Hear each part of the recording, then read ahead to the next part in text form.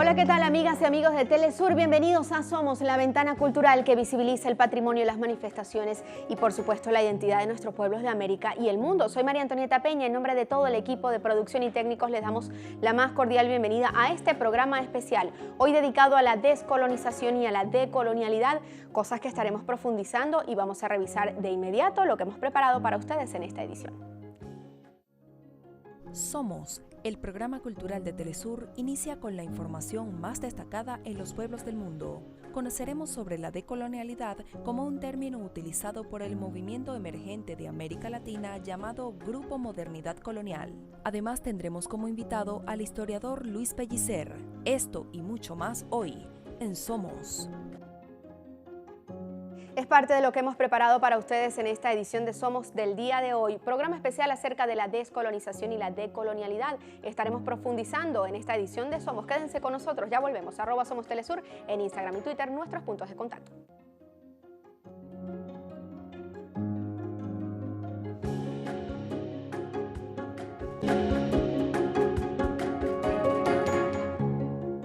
Estamos de vuelta en Somos. La descolonización es un proceso que comenzó hace 500 años. La participación que han tenido los pueblos originarios en este tema en Latinoamérica y el mundo ha sido sin duda imprescindible en este proceso que continúa y que no cesa. Vamos a ver detalles en la siguiente historia del proceso de descolonización en Latinoamérica y el rol de los movimientos indígenas. El proceso de descolonización ha sido progresivo. Los europeos produjeron sus propios conocimientos y paradigmas y en cambio rechazaron, inferiorizaron y racializaron la cultura histórica y étnica, intentando desaparecer la sabiduría ancestral e impedir el desarrollo de la misma, incluso con el asesinato de grandes sabios y la manipulación a través de la cultura y los mass media. Cualquier pueblo, cultura o civilización, para poder desarrollarse, tiene que producir todo su sistema de conocimiento, todo un aparato pedagógico que empieza desde, siempre decimos, desde la producción del alimento y se eleva hasta las formas más sofisticadas, digamos, como el ámbito de la ciencia, la filosofía y hasta la mística, ¿no? Entonces, gracias a eso es que un pueblo, cultura o civilización puede desarrollarse, de lo contrario es imposible. Desde los años 90, la Escuela de Pensamiento Descolonizador Latinoamericano expresa que la racionalidad europea y estadounidense moderna es colonizadora, al igual que el capitalismo. Es necesario que desde nuestra realidad latinoamericana se produzca otro tipo de racionalidad que ya no parta de la tradición eurocéntrica colonial. Tenemos que descolonizarnos de eso, de creer que lo europeo, en este caso lo norteamericano, es superior. Eso es falso. Tenemos que, descolonizarnos de todo eso, volver a lo que nosotros también en parte hemos negado, porque también nosotros negábamos a nuestros pueblos originarios como indios, trazados, etcétera, etcétera. Pero ahora la evidencia empírica está demostrando exactamente lo contrario, que la fabricación sistemática de barbarie es la modernidad. En este proceso de pensamiento descolonizador es importante una reconexión con los saberes culturales ancestrales. Es crucial para los pueblos poder desarrollar su propia identidad, ciencia, cultura, filosofía y tecnología. Hablamos acerca de descolonización, pero la decolonialidad es un término utilizado por el movimiento emergente de América Latina llamado Grupo Modernidad Colonialidad, que se centra en la comprensión de la modernidad en el contexto de una forma teórica y crítica aplicada a los estudios étnicos. Según el sociólogo Ramón Grossfogel, se define la decolonialidad como las relaciones de poder colonial de aquellos pueblos, élites o naciones que ejercen poder de dominación sobre el resto de los países que se subordinan. En América Latina, África, Asia y el sur de Europa existe una división internacional del trabajo que tiene una larga historia de colonización norte-sur. Actualmente, los países del sur siguen siendo aquellos que exportan materia prima barata o son proveedores de mano de obra barata al gran capital internacional. Eso, en lugar de producir desarrollo, riqueza o mejores condiciones de vida, lo que logra es pobreza masiva en el sur global, mientras las riquezas se acumulan en ciertos nodos de poder del sistema mundo global. Es parte de la información descolonización y decolonialidad, este programa especial dedicado a estos dos términos importantes. Descolonización desde hace 500 años en América Latina. Continuamos este proceso. Hacemos una breve pausa en Somos. Volvemos para contarles más acerca de este proceso de descolonización, decolonialidad en Somos, edición especial el día de hoy.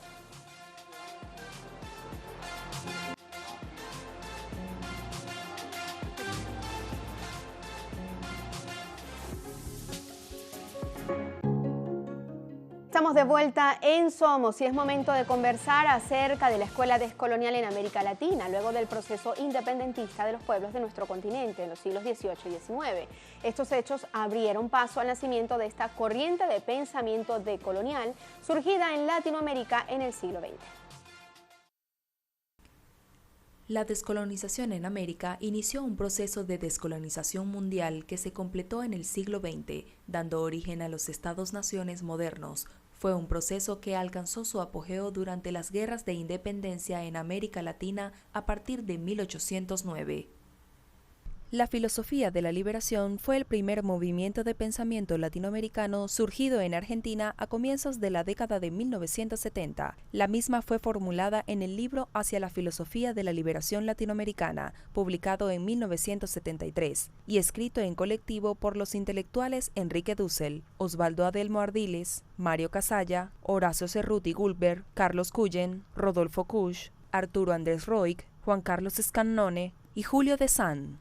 Y por eso la descolonización epistemológica es fundamental. Tenemos que empezar nosotros, desde América Latina, a deconstruir las ciencias sociales, la ciencia política primera que ninguna, pero también la filosofía y la literatura y todas las ciencias. Entonces, esto es un imperativo de esta generación. El filósofo y sociólogo Ramón Grossfogel integra el grupo llamado Modernidad Colonial, uno de los más importantes colectivos de pensamiento crítico descolonizador, activos en América Latina durante la primera década del siglo XXI. Es una red multigeneracional de intelectuales académicos de la Universidad de California en Berkeley. Definen su pensamiento a la corriente decolonial, superadora de la corriente postcolonial. El pensamiento decolonial nos invita a pensar desde nuestros contextos los problemas que tenemos de frente en América Latina. Es decir, en lugar de estar importando ideas producidas en otro contexto, sobre todo europeo o euro-norteamericano, empezar a tomarnos en serio el pensamiento crítico que se produce desde nuestros países y desde nuestra región. Por tanto, el pensamiento decolonial es una manera de tomarnos en serio el pensamiento antiimperialista, ya no solamente en el plano de la economía y la política, sino también en el plano de nuestra subjetividad, de nuestra mente. El pensamiento descolonial latinoamericano plantea los retos que deben enfrentar los pueblos latinoamericanos en este nuevo siglo XXI, venciendo los viejos modelos de dominación impuestos históricamente. Escuela descolonial en América Latina, la importancia de los movimientos que surgen en función de este pensamiento. Y al respecto estaremos conversando al regreso de esta pausa con Luis Pellicer. Él es historiador, es vicerrector de la Universidad Nacional Experimental de las Artes y estará conversando con nosotros acerca de esta movida descolonial y de la decolonialidad en América Latina. Estamos de vuelta, no se vayan.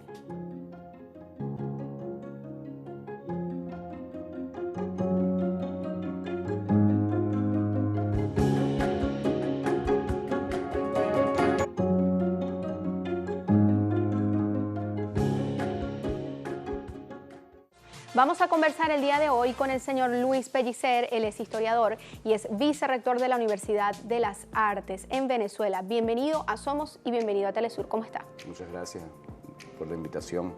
Estamos en este momento en América Latina presenciando precisamente un brote de insurgencia de los pueblos, ¿no? Y todos estos temas que tienen que ver con la decolonialidad del poder, con la descolonización de los saberes, de la cultura, están muy imbricados con toda esta efervescencia del pueblo latinoamericano en contra de los sistemas de opresión. Dos cosas distintas como veníamos conversándolo a lo largo de este programa, descolonización y decolonialidad en sus palabras. Sí, claro, ya eso digamos es una cosa de cómo lo usen algunos de los teóricos de la colonialidad, decolonialidad o descolonialidad, se pueden usar ambos términos. Lo que sí hay una diferencia, digamos, es en el proceso de colonización, que es un proceso que comienza en América Latina en 1492 y es el comienzo de la modernidad, pero también es el comienzo del capitalismo en su fase de acumulación originaria. Es decir, que es un proceso de sometimiento de los pueblos de América Latina y de la formación de unas sociedades coloniales que acaban política y jurídicamente en los años 1810, más o menos, para casi todos los países de América Latina. En otros casos, como Cuba, se atrasa más ese proceso de independencia, pero no es un proceso completo de emancipación y de descolonización, porque hay procesos mentales y culturales que hasta nuestros días continúan sirviendo como bases ideológicas de la opresión a nivel mundial. Es una manera en este momento, haciendo un recorrido por lo que viene sucediendo desde el mes de octubre en América Latina. Los pueblos están despertando, digamos, están de alguna manera manifestando su deseo de ser libres, de ser soberanos y decirle adiós a cualquier, digamos, factor de colonización.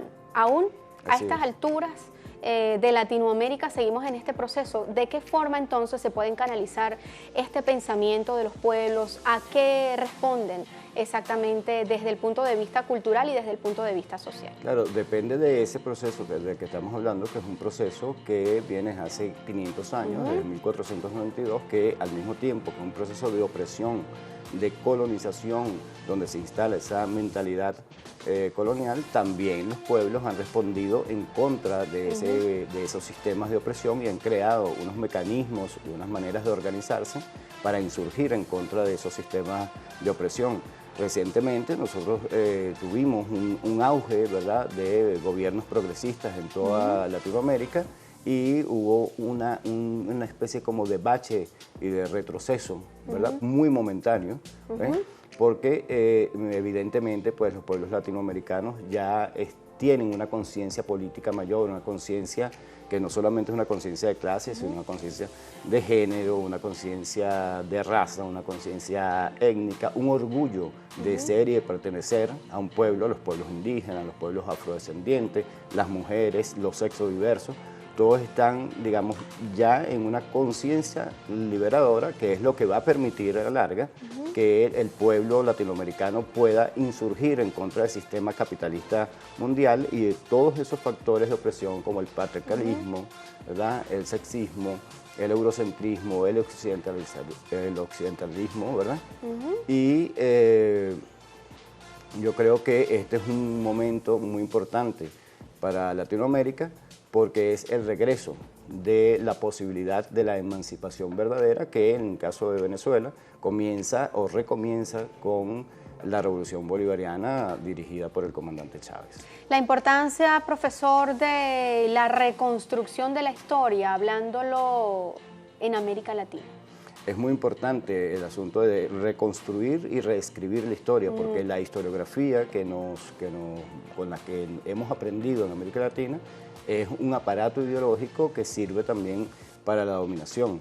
Es una historiografía que no está hecha desde los valores propiamente latinoamericanos y nuestros, sino más bien está hecha desde Europa, desde una concepción eurocéntrica, así la gente sea latinoamericana la que está haciendo esa historiografía, de manera que cuenta la historia desde Europa. Nosotros no ponemos la cámara en América cuando llegan las carabelas de Colón, sino que la ponemos en las carabelas de Colón.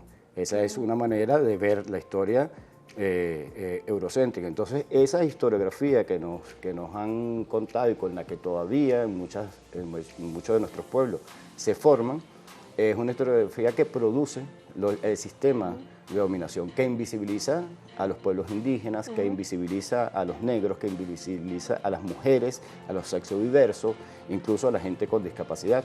De manera que nosotros tenemos que hacer una reconstrucción y una reescritura de la historia que visibilice las luchas de cada uno de los sectores y de los sectores en su conjunto, porque es lo que nos va a dar además la fortaleza y la memoria histórica de esas luchas para que en este momento, ¿verdad?, sea un potencial telúrico para las luchas que nos tocan vivir en estos momentos.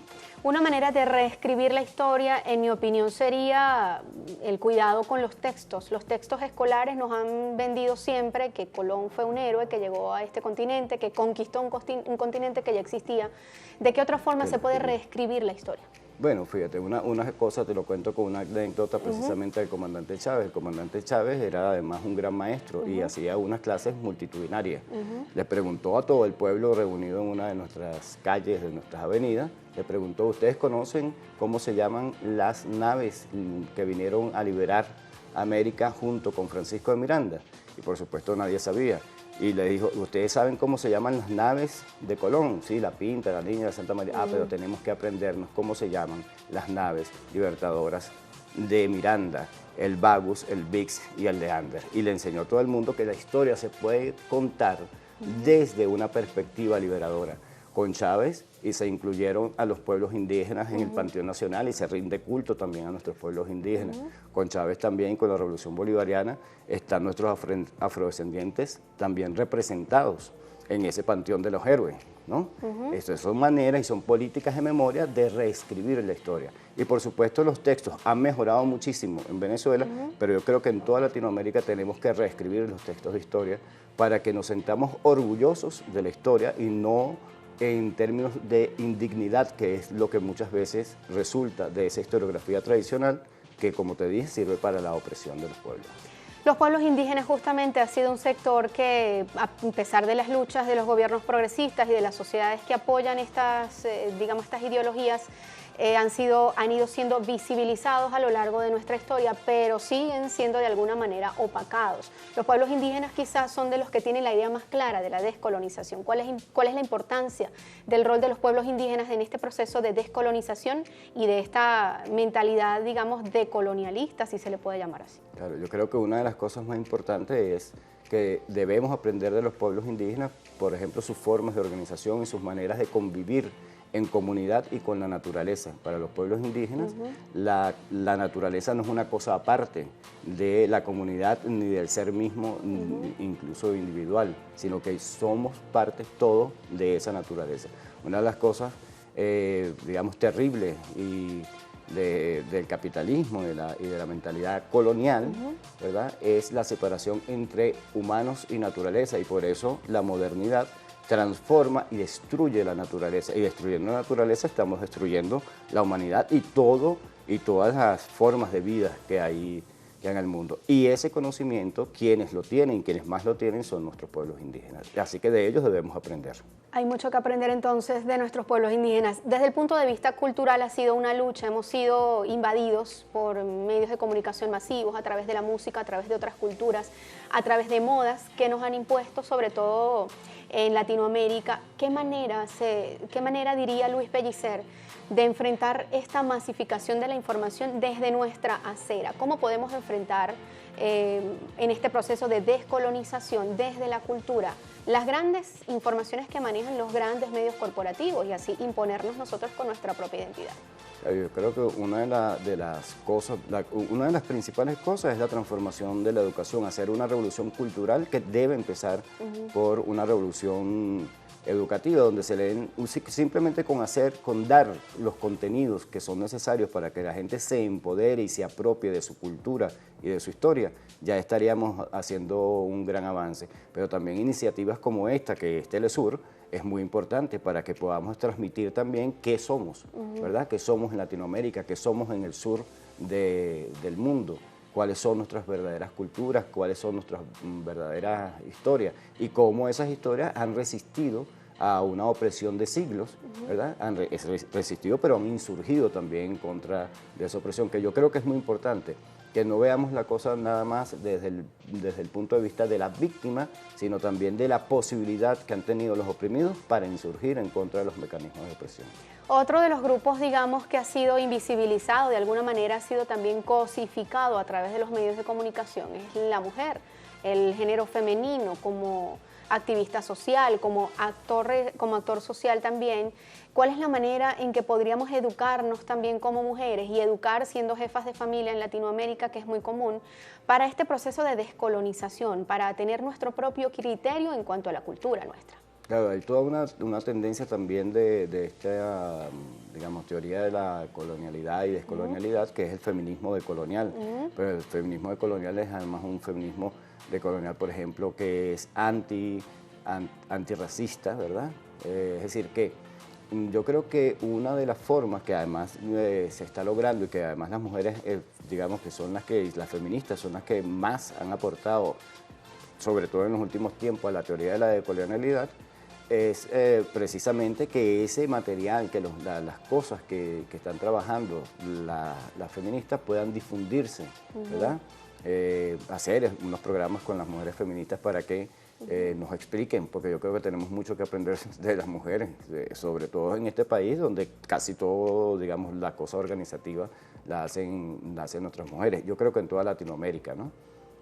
Sí, un factor importante en Latinoamérica desde el punto de vista cultural, ¿cuál sería para Luis Pellicer? Tenemos nosotros una música maravillosa que sin duda ha tenido influencia de distintos países en el mundo, pero tenemos también una cultura que surge propia y que muchas veces no la vemos o que no la conocemos o no la queremos. ¿De qué manera podríamos acercarnos como actores sociales a conocer nuestra propia identidad para quererla, para respetarla y para hacerla respetar también? Claro, yo creo que además una de las cosas tendríamos es que reconocer que somos nuestras identidades, porque somos países diversos donde conviven no solamente culturas, sino yo diría que naciones también. Es decir, que el hecho de que podamos reconocer que hay países que son plurinacionales ya es un avance para, por ejemplo, en el caso de Bolivia. Y que podamos reconocer, yo creo que hay que difundir mucho más, ¿verdad? Programas como este ayudan a eso, a que conozcamos las vertientes artísticas de nuestra cultura. Pero insisto en que hay una cosa que es muy importante, que es que se pueda reescribir y se pueda reeducar en términos de la historia de nuestros pueblos para poder empoderarnos, ¿verdad?, de esa historia que es una historia aguerrida, de resistencia, de insurgencia, pero también de cosas hermosas dentro de la cultura y el arte de Latinoamérica. Bueno, para despedir este segmento y este programa con un tema que tiene mucha punta que sacársele, como es la descolonización justamente. En Venezuela, en Latinoamérica, cada vez estamos más claros de lo que queremos, de que queremos ser libres, de que queremos ser autónomos. Actualmente hay una realidad que conversamos al principio, a partir de octubre, empiezan a resonar muchas cosas en toda Latinoamérica. ¿Cuál es su perspectiva desde el punto de vista cultural? Ya hemos seguido nuestra historia, como ha venido surgiendo desde hace 500 años, pero ahora mismo, ¿cuál es la importancia de este año 2019 en la historia latinoamericana?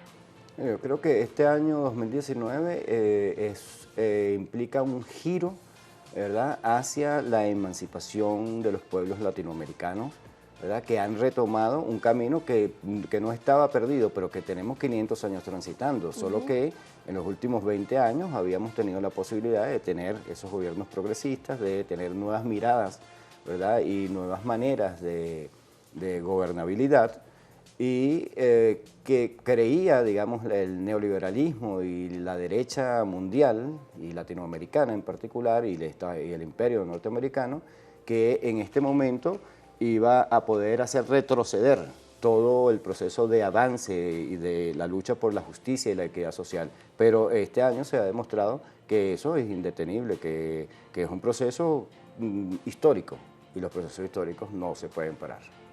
Bueno, 1.000.000 de gracias por estar con nosotros en Somos. Bienvenidos siempre a Telesur y a este espacio. Gracias por estar. Gracias a ti. Bueno, gracias. Era Luis Pellicer, el compañero Luis Pellicer, vicerrector de la Universidad Nacional Experimental de las Artes en Venezuela, historiador, haciendo un recuento de lo que ha sido Latinoamérica en este proceso de descolonización y de la decolonialidad, los pueblos indígenas, las mujeres, los sectores invisibilizados como actores sociales activos en este proceso que, como lo dice el compañero Luis Pellicer, no se detiene porque así son los procesos históricos y ha sido desde la cultura. Gracias por estar con nosotros. Que pasen un feliz 25 de diciembre. Gracias por estar una vez más en Somos. Un abrazo para ustedes. Nuestras redes @SomosTelesur, @MariaPTelesur. Gracias.